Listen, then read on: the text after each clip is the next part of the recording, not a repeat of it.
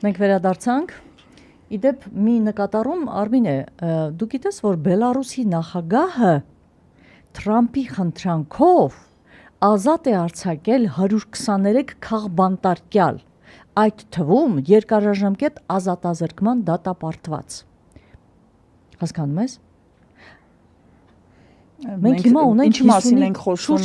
բացկայի բարեսրտության համագործակցության ձգտումից որ եթե Ամերիկայի նախագահի արչև նպատակաուղղված կերպով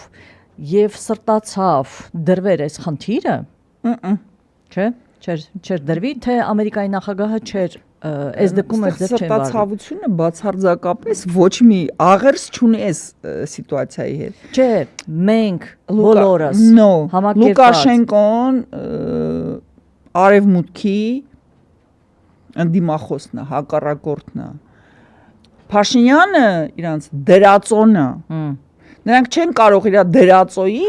դեմ դուրս եկող անձանց ազատ արձակի։ Իսկ Լուկաշենկոյի դեմ դուրս եկող անձինք գտնվում են նույն Թրամփի եւ նրա ֆոնդերի հովանու ներքո։ Մենք լրիվ տարբեր, եթե ես լինեի նախագահ, ես նստածնեի Փաշինյանին, Թրամփը ինձ էլ չէր զլանա, կզանգեր կասեր բաց թող, որովհետեւ այդ իմ մարդիկ են,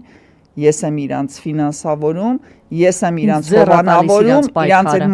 ինձ այդ մարդիկ պետք են։ Իսկ մեր քաղբանտարկյալները